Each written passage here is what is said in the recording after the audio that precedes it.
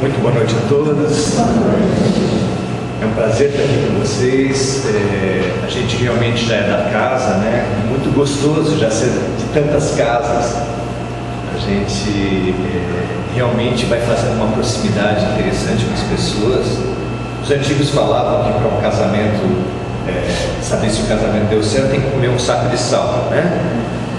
A gente, para saber se a nossa relação vai bem, a gente também tem que passar por momentos significativos. Acho que não tem momento mais significativo, assunto mais significativo do que a nossa própria evolução espiritual, a nossa própria colocação perante o mundo. Não é à toa, hoje a gente escolheu no livro Caminho, Verdade e Vida, Chico Xavier e Emmanuel, que aliás eu recomendo para todos o estudo do Evangelho. É muito interessante essa série Fonte Viva, que pega cada livro, tem umas 200 passagens evangélicas, e são 5 livros da série, onde Emmanuel destrincha, interpreta pequenos trechos do Evangelho, das cartas, que nos ajudam muito a compreender a mensagem, o fundo, que a gente até agora tem tido tanta dificuldade de entender, né? A gente diz que se não tivéssemos dificuldade de entender o Evangelho, ou seja, todo mundo que teve facilidade para entender e praticar o Evangelho não precisa mais reencarnar.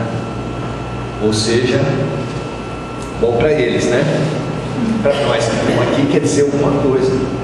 Quer dizer que nós, apesar de termos convivido há 2000 anos com a mensagem do Cristo, nós ainda não conseguimos entender. E como digamos assim,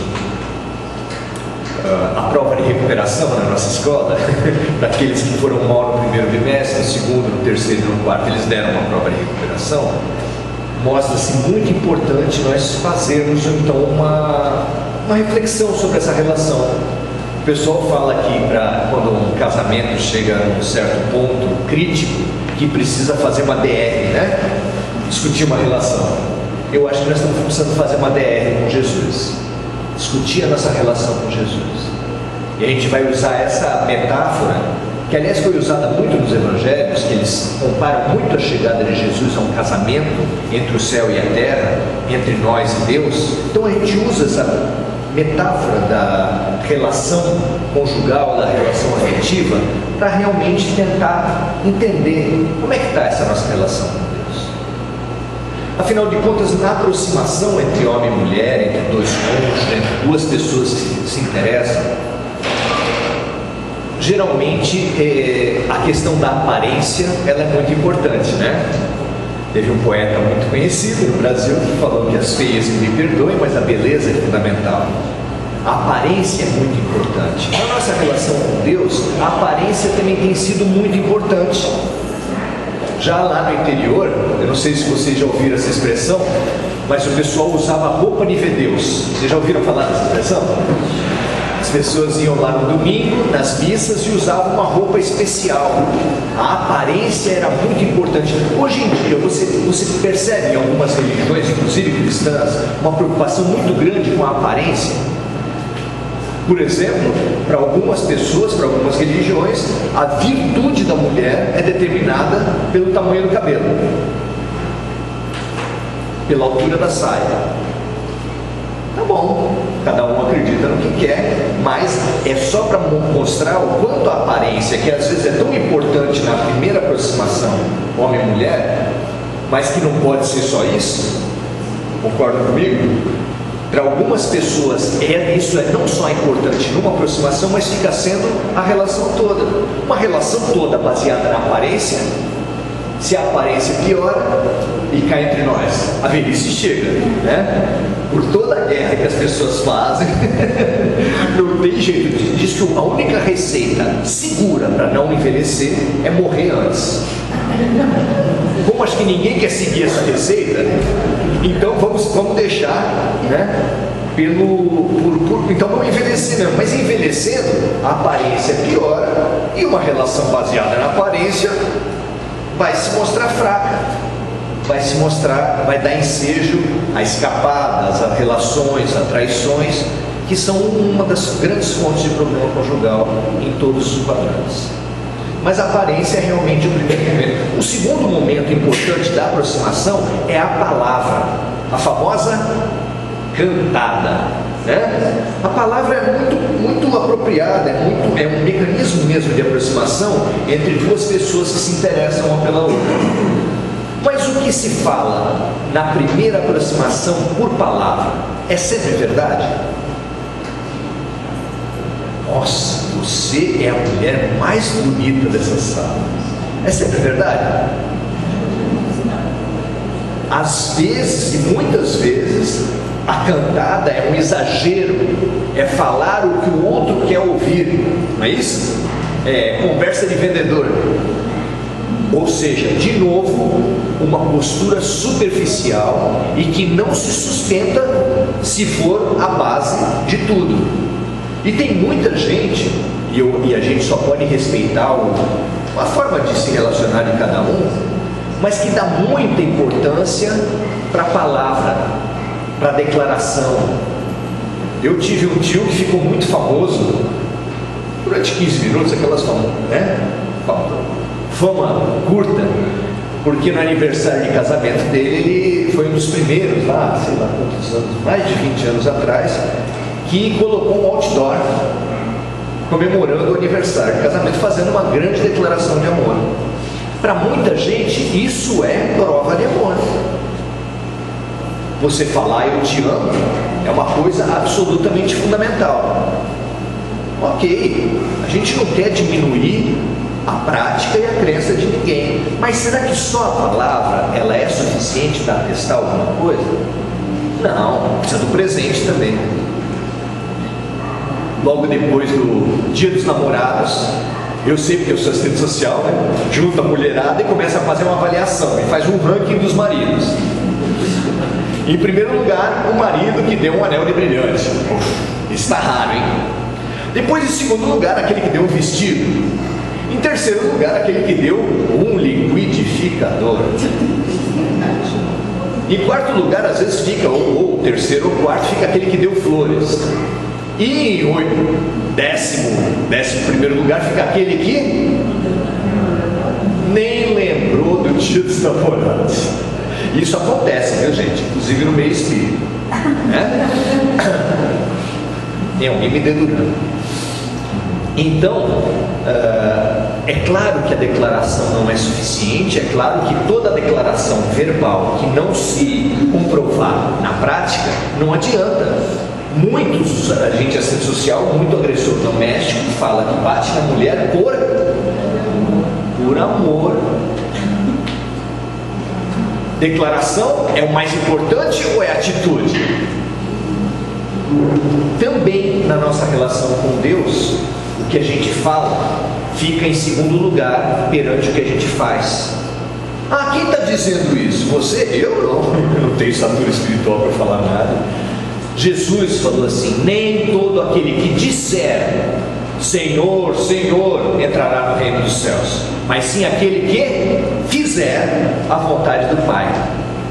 E disse várias outras vezes, também de várias outras formas: se você estiver indo para o seu culto, para fazer uma oferta no altar, e tiver uma pessoa que é seu inimigo, larga a oferta no altar e vai se reconciliar com o seu inimigo. Reconcilia-te primeiro com o seu inimigo e depois vai fazer sua oferta no altar. Vocês entendem? O ato religioso declarado pro forma, o ato social, ele é de uma fragilidade, ele é de uma fraqueza muito grande se não for coerente, se não for embasado na atitude, nos fatos, nos atos.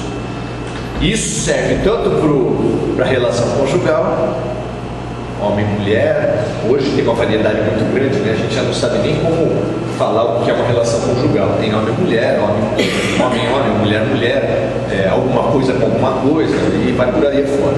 Então, entendam como quiser. A gente, acho que mais do que em lugar nenhum, no Espiritismo não tem como fazer julgamentos das pessoas pelos rótulos, pelas aparências, né? Essa é uma outra discussão, mas é uma discussão importante também que precisa ser feita. Bom, e a intencionalidade? O que as pessoas buscam numa relação? Isso é muito importante na relação conjugal, na relação entre pessoas que têm interesses mútuos. E na relação nossa com Deus? Eu costumo brincar que a gente quer ficar com Deus e Deus quer casar. Uma relação em que uma parte quer ficar e a outra quer casar, ela está bem? Tem um problema sério de expectativas. O que é ficar com Deus? Ficar com Deus é assim, uma coisa muito estranha que não tem nada a ver com a atitude de vocês, mas diz que tem gente que faz isso, tá? É assim, a pessoa quando está numa situação de necessidade, onde a coisa complica, onde a dor chega, uma crise aparece, aí ela lembra de Deus.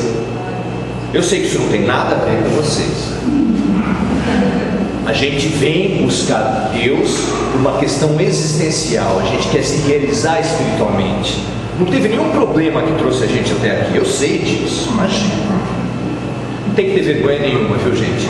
De cada 100 pessoas que vêm até uma casa de oração, de qualquer denominação, 110, 120 vêm por causa da dor. Então não tem que ter vergonha nenhuma. Vir por causa da dor não é vergonha nenhuma. Sair quando ela passa, aí já passa a ser um problema. Aí já passa a ser um problema. Você tem amigos que só se lembram de você quando estão com dívida?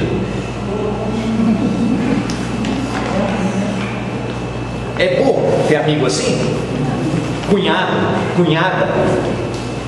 O cara não te vê há muito tempo, de repente lembra de você. Oh, lembrei de você. Ah, é, que bacana. Já imaginou o que Deus pensa quando uma pessoa que não reza há muito tempo resolve rezar porque ficou desempregado? Deus deve falar assim: puxa, Maurício, há quanto tempo, hein?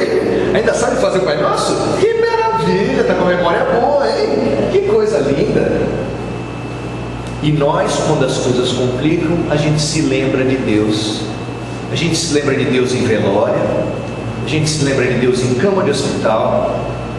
Pode ter certeza que muitas das pessoas que você fala assim, vamos até o centro hoje, ou vamos até outra religião, e que fala assim, eu não tenho tempo para essas bobagens, quando ficar numa cama de hospital vai ganhar tempo pra caramba.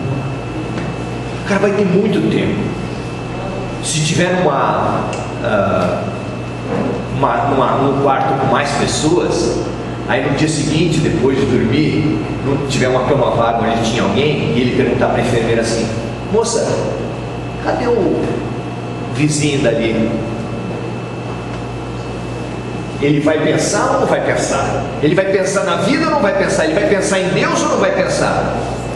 Quando a porca torce o rabo, a gente lembra de Deus.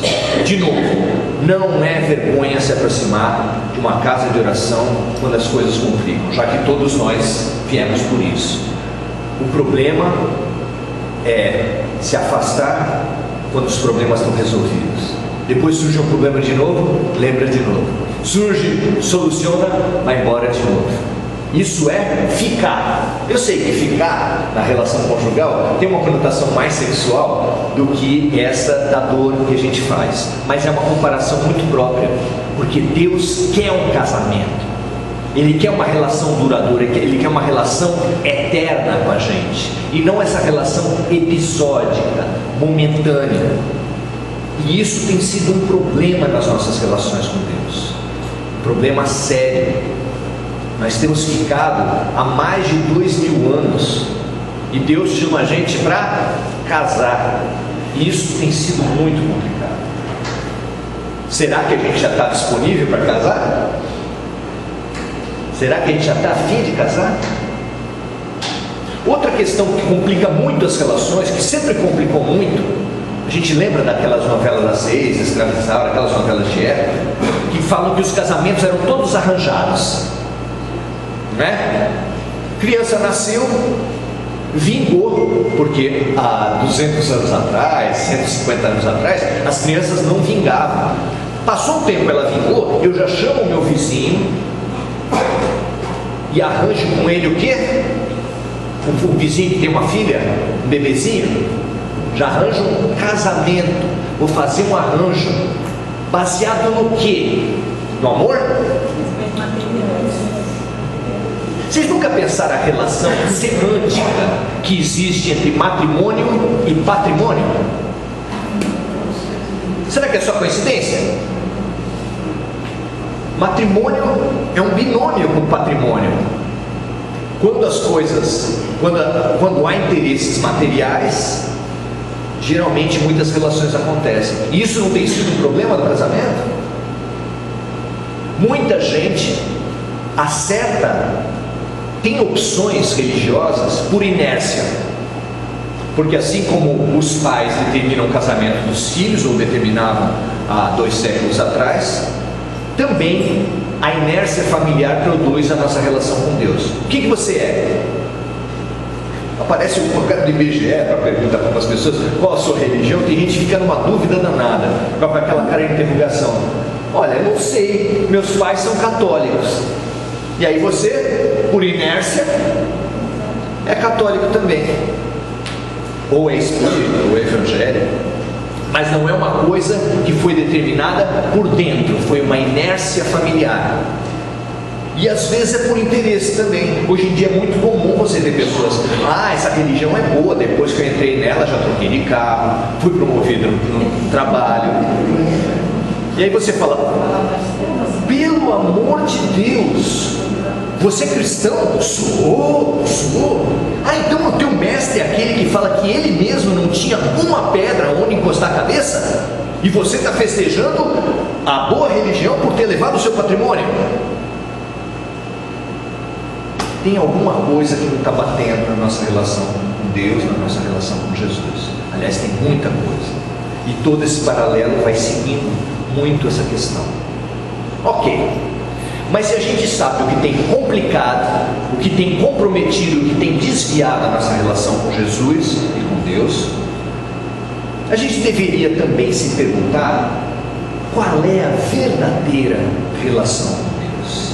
Como é que ela se estabelece de verdade? Assim como na relação conjugal, tem gente que acha que uma relação sólida entre um homem e uma mulher, uma relação conjugal sólida, ela vai se dar com o casamento. Vocês concordam com isso? É casando que as relações sólidas ficam claramente estabelecidas? Sem o casamento não há relação sólida? Será que é isso? Claro que não. Mas tem gente que acha que o batismo, o rito, é fundamental. Tem gente que se decepciona quando chega no espiritismo. Escuta, vocês não fazem batismo? Não está nascendo meu filho, eu queria batizar. A criança nasceu agora. Vamos perguntar para o bebezinho: você concorda com Allan Kardec? Você já leu o Livro dos Espíritos? O que o bebezinho vai falar? Não é uma arbitrariedade, não é uma violência você determinar pelos seus filhos o que eles vão ser? Uma coisa é trazer para o Evangelho e ensinar quando eles tiverem mínimas condições mentais de entender o que acontece. Eu particularmente acho isso importante. Mas bebê, aliás, antes, né? Vocês já repararam, né? Que no casamento os noivos se comprometem a criar os filhos sob a égide da igreja. Já viram isso, né? Mas antes de nascer, eu sei que muita gente já casa grávida, é outra coisa, mas antes de nascer você já se compromete com a consciência do seu filho. É uma coisa bastante problemática. Então nós precisamos pensar: o que é uma relação de verdade? O que determina uma relação de verdade entre duas pessoas? No âmbito da conjugalidade. O que é? A resposta é fácil. Até a novela das 6 sabe responder. O que determina um bom casamento? Basicamente, não é só isso, mas basicamente é o amor. As pessoas precisam se amar. É simples, antigo e funcional. As pessoas precisam se amar. É lógico que o amor não se dá pelo tamanho do presente, pelo número de declarações eu te amo, mas basicamente o amor. Entender o que vem a ser esse amor, como ele se expressa, como ele se manifesta no dia a dia, é uma grande questão.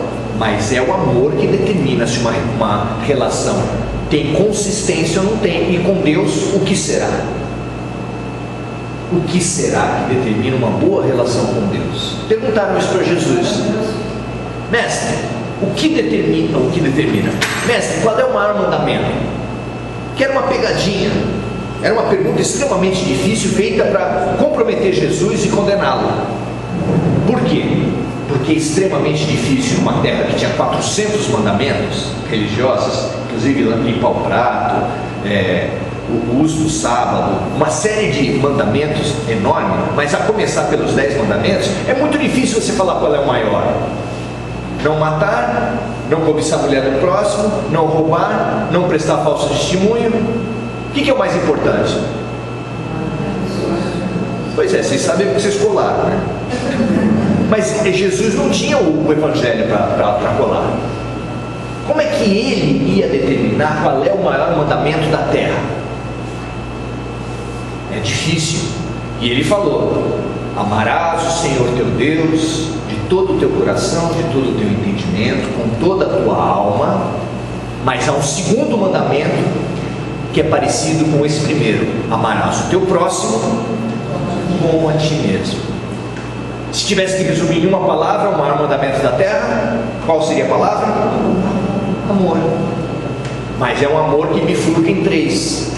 E para a gente tentar entender o que há por trás do amor, porque amor é uma palavra que infelizmente ficou muito corrompida, certo? Se um homem bate uma mulher por amor, se os pais batem filho por amor, se as pessoas se explodem como homens bomba por amor a Deus, se a gente faz todas essas bobagens por amor, como diria Marisa Monte, né? O que a gente não faz por amor? Se a gente faz todas essas bobagens por amor, não basta falar amor. Assim como não basta na relação falar eu te amo, para Jesus, para Deus, não basta falar assim, eu amo a Deus. O que será? Vamos começar com o amor a mim mesmo. O amor a mim mesmo tem sido muito deturpado, o amor próprio tem sido muito confundido com orgulho, certo? Hoje as pessoas têm uma causa-morte diferente. Nós estamos vivendo uma época em que as pessoas morrem de selfie. Vocês já ouviram falar de gente morrer de selfie? A pessoa está num penhasco, tem uma paisagem bonita atrás. Aí ela começa, não, esse ângulo aqui não, deixa eu dar um passo para trás. E vai. Se eu dou muito passo para trás, eu saio da câmera. Se ele dá muito passo para trás, ele cai no precipício. Já caíram de sacada, de precipício. As pessoas morrem de selfie. O que a pessoa morreu de selfie? É vírus, bactéria? Não, é uma prática social. As pessoas têm uma necessidade tão grande. Você vai num casamento, para falar do nosso tema. Você assiste um casamento hoje em dia? Não.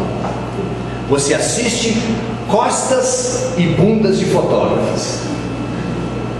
Você está aqui sendo oficiado o casamento, os noivos aqui, e tem 3 ou 4 fotógrafos, 4 ou 5 filmadores e outros segurando a luz.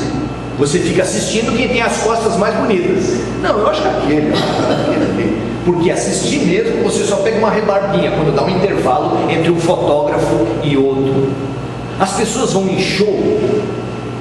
Ninguém assiste show hoje em dia. Ninguém assiste show. Está todo mundo fazendo o quê? Gravando. Você fica vendo se está boa a gravação, tira o selfie e fica gravando, fica preocupado com a gravação. Olhar no palco, ninguém olha mais. Essa confusão entre viver das aparências, viver da egolatria, da exaltação do ego, é uma doença muito típica dos nossos tempos. Então é uma deturpação. Será que Deus quis falar isso quando falou de amar a si mesmo? Será que a gente precisa gostar da gente? Será que é importante a gente gostar da gente? É claro que sim. Se a gente não se amar, tudo mais fica comprometido. Nós precisamos gostar da gente mesmo, acreditar na gente mesmo. Mas no que você ama? Quem é esse você mesmo que você precisa amar? É esse eu de orgulho? É o seu cabelo chapinha que você acabou de fazer? É a nova pintura? É a plástica que você faz? O que é esse eu mesmo que precisa ser amado? É uma pergunta que o homem tem visto há muito tempo. Assim como amar o próximo. O que é amar o próximo? É fazer qualquer coisa pelo filho? É fazer qualquer coisa pela esposa? Qualquer coisa por um irmão? Quem nunca se pegou aqui pensando assim: eu faço qualquer coisa pelos meus filhos, pelo meu irmão eu faço qualquer coisa? Vocês nunca pensaram isso? Será que isso é cristão? Será que isso se coaduna com o modelo de amor que Jesus quis dizer para a gente? Talvez não. Talvez esse amar o próximo esteja deturpado também. Já viu reportagem de mãe que vai entregar filho na polícia, quando vem reportagem que ele fez uma bobagem? Tem gente que não entende isso. Como é que pode uma mãe levar o filho para a delegacia? Quando o teu filho, o filho traz para casa uma coisa e fala que pegou de um amiguinho na escola, tem pais e mães que fazem vistas grossas. Por quê? Porque pelo meu filho eu faço tudo, inclusive encobrir um crime, inclusive encobrir uma coisa errada. Será que é isso que Jesus quis dizer? Amar o próximo só vem como diretriz para a gente depois do primeiro mandamento. Esse é o segundo. Amar o próximo como a si mesmo é o segundo mandamento. Qual é o primeiro? Amar a Deus sobre todas as coisas. Deus é o bem, Deus é o justo, Deus é o correto. O amor da gente precisa ser primeiro ao que é bom, ao que é justo e ao que é correto. Então, antes do meu filho, antes do amor que eu tenho pelo meu filho, antes do amor que eu tenho pelo meu marido, pela minha esposa, pelo meu irmão, eu não sei quais amores podem ser mais fortes que isso. Mais forte que filho, marido, irmão, só cachorro, né? Porque o amor a cachorro está acima de todas as coisas. Eu sei, eu vi isso no Evangelho aqui, que versículo mesmo que está? Amai os cachorros sobre todas as coisas. Agora escapou. Mas a gente ama muito, mas precisa, acima do amor pelas pessoas, do amor pelas coisas. Eu amo o Corinthians, eu amo comprar sapato no final de semana, eu amo o meu carro, eu amo São Paulo, voto Maluf. Quer dizer, você tem de tudo. Amor é justificativa para qualquer coisa. E que amor é esse? O amor, o mandamento, o grande mandamento de Jesus é amar o bom, o certo e o justo. Quando você percebe que é isso, você vai sim conversar com seu filho e vai falar para ele: filho, você vai ter que assumir a sua bronca. Fez, tem que assumir. Vamos na escola. Você quebrou uma janela? Vamos na escola, vamos ver o problema, vamos ver como enfrentar. Não pode ser aquele clássico: você não é mais meu filho. Não é? Não é expulsão que eu estou falando. Ir junto, mas ir junto para fazer o quê? Para cobrar a professora? Para pedir para ela dar nota? Nunca. Para assumir a responsabilidade. É claro que o primeiro amor, a primeira diretriz das nossas vidas, o primeiro compromisso das nossas existências é com o bem, com o bom e com o justo. Depois disso você pode amar o que você quiser, porque o amor menor, o amor que vem abaixo do amor a Deus, são exercícios para esse amor absoluto. E o amor ao próximo, como é que está? Quem é o próximo na tua vida? Quem tem sido próximo na tua vida? Eu, para dar um caráter prático para isso, eu faço o seguinte exercício: por quantas pessoas você tem rezado? Esses são os próximos da tua vida. Você comumente, todos os dias, você costuma rezar por quantas pessoas? Pensa aí. Alguém vai falar 5, alguém vai falar 3, alguém vai falar 15, 30. Ok, vamos aceitar 30, que é o número mais alto. Por quantas pessoas Jesus ama?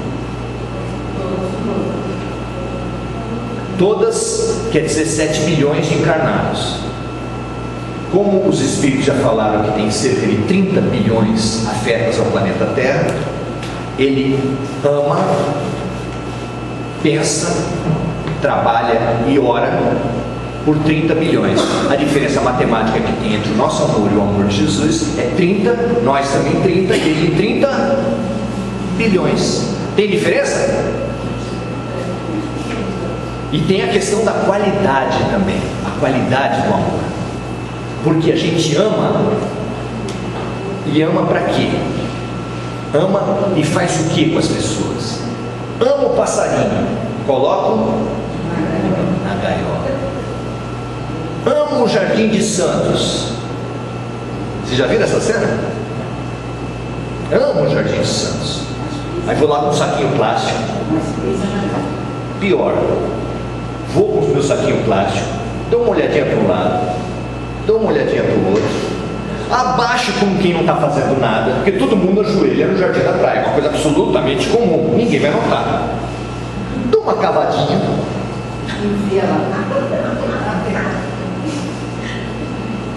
põe no saco plástico e eu falo, quem não faço, ótimo para essa planta, afinal é público, eu também pago imposto. E a pessoa rouba o patrimônio público. E é esse mesmo que depois fala mal dos corruptos, né? Engraçado. Mas o próximo, quem é o próximo? Como você se relaciona com esse próximo?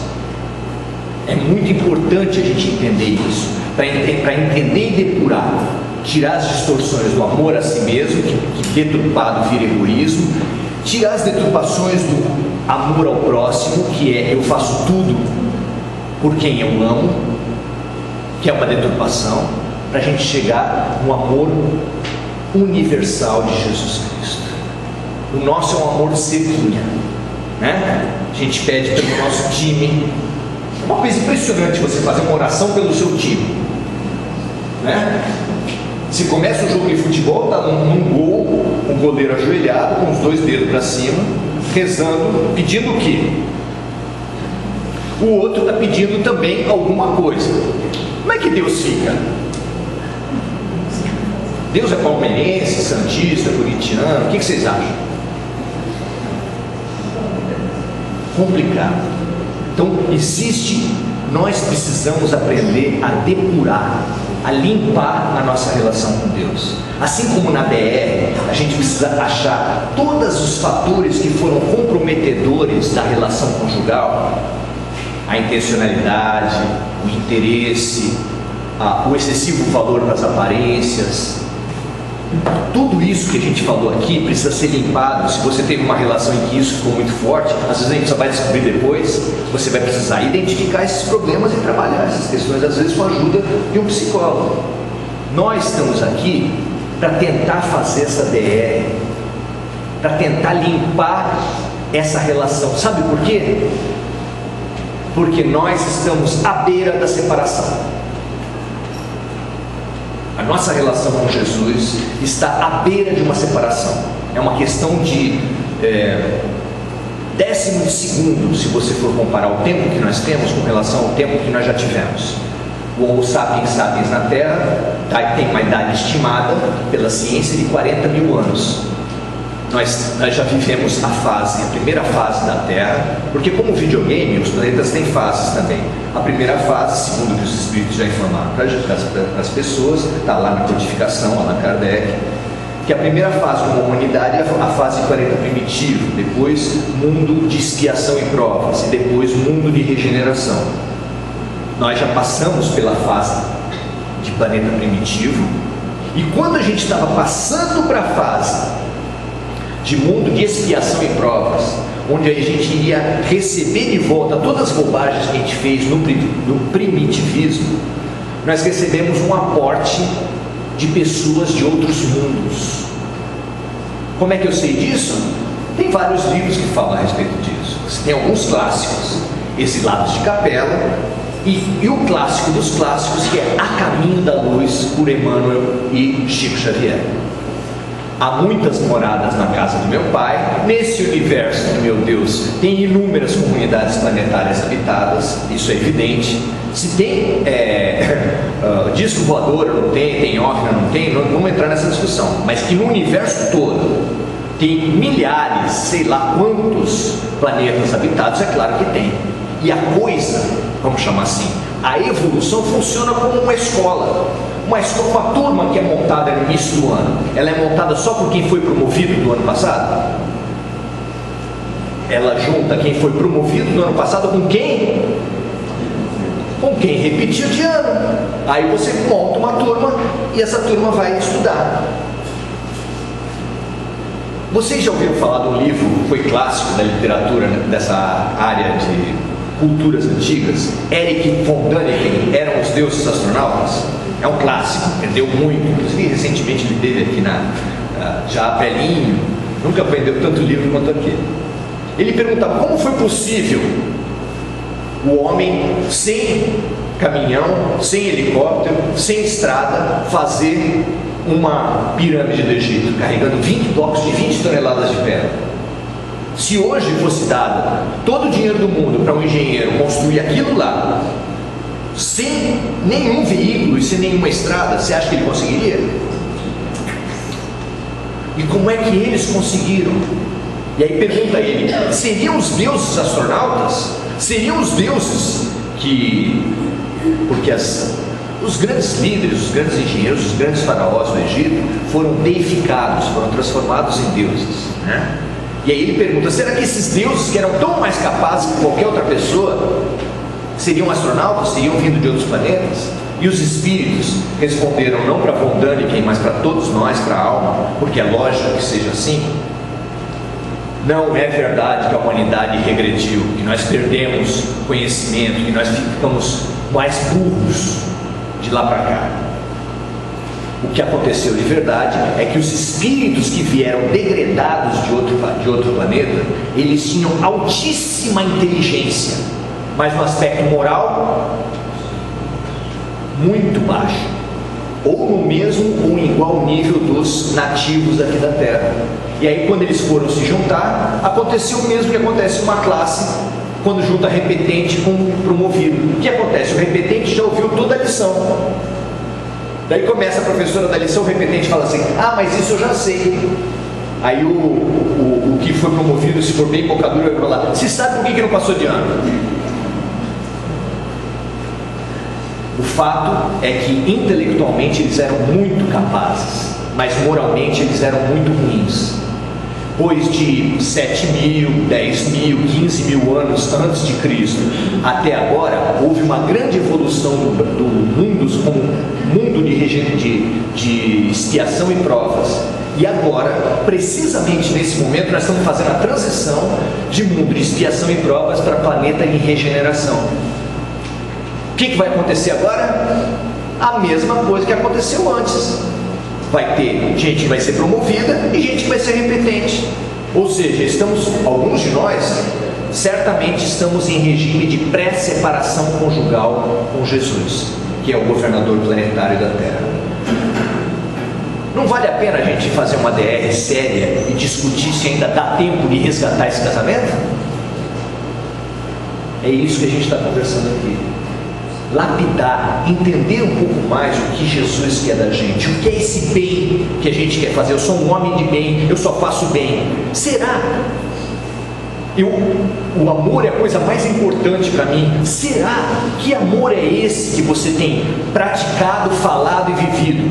Que amor é esse? É o amor, a gente brinca, o amor Paula Toller? Acho que eu já falei isso em outras palestras, né? Eu adoro aquela comparação, a ironia da Paula Toller quando fala, eu quero você como eu quero. Longe do meu domínio você vai de mal a pior. Vem que eu te ensino como ser bem melhor. Eu quero você como eu quero. Esse é o amor de cerquinha, é o amor de colocar em gaiola, de colocar em vaso que a gente tem. Esse amor de dominação não pode prevalecer nas nossas vidas. Nós temos que nos libertar definitivamente desse amor. Nós estamos prontos para isso? Para abrir mão do ego? Nós estamos prontos para abrir mão da materialidade como fio condutor das nossas vidas? Nós estamos prontos para nos libertar e finalmente encontrar o Deus. Você sabe onde é que está Deus, gente? Onde é que moram as leis de Deus? Kardec fez essa pergunta para os espíritos. Onde estão escritas as leis de Deus? Porque a humanidade tem se matado muito por causa disso. Quem é muçulmano fala que está no Alcorão. Quem é judeu fala que está na Torá. Quem é cristão fala que está na Bíblia. E por causa disso, vamos se matar. As pessoas se matam por causa disso. Aí Kardec perguntou, escuta, onde estão escritas as leis de Deus? Na Bíblia, no Alcorão ou na Torá? Sabe qual foi a resposta? na consciência. Nós temos a lei de Deus escrita na nossa consciência. Marido que bate na mulher porque estava bêbado, não bateu porque estava bêbado e não estava entendendo o que estava fazendo. Bateu porque é sem vergonha mesmo, certo? Bateu porque é violento, porque precisa se tratar. Nós temos a lei de Deus escrita em nós. Nós temos Deus habita dentro de nós. Lembra, sabe do Namastê? O significado do Namastê? O Deus em mim cumprimenta o Deus em você. Sabe o que Freud e Jung divergiam, um falando no ego, que é esse egoísmo, que é esse conjunto de preconceitos, mágoas e culpas que tanto nos atrasa, e Jung falava do self, que é aquele eu puro, divino, limpo, que a gente tem dentro da gente. Eles falavam a verdade, os dois estavam certos. Nós temos realmente uma casca de orgulho, da qual a gente precisa se livrar, em nome do eu profundo. Quando a gente faz silêncio na mente da gente, no espírito da gente, a gente ouve, a gente dá chance para ouvir o anjo de guarda, o espírito familiar. Eles estão doidos para nos orientar. Eles têm condições, eles sabem tudo de outra vida, eles sabem o que você pensa, eles sabem quais vão ser os principais problemas que você vai enfrentar nessa vida. Mas a gente precisa fazer silêncio. Você precisa dar acesso, você precisa dar sintonia para poder ouvir o que eles têm para falar. Milton Nascimento, num verso inspiradíssimo, falou que o que importa é ouvir a voz que vem do coração. A gente está com muito barulho, gente, muito barulho na alma da gente, na forma de mágoas, culpas, preconceitos, uma barulheira só.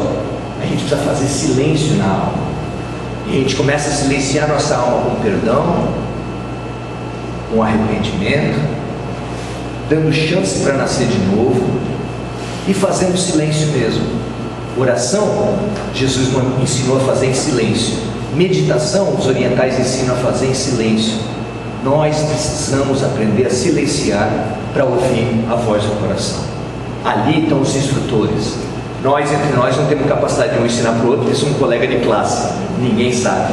Mas Deus, anjo de guarda, espírito familiar, eles estão prontos a nos ensinar, desde que a gente dê sintonia e faça silêncio, que é a primeira coisa que qualquer professor pede em sala de aula. Gente, vamos fazer silêncio?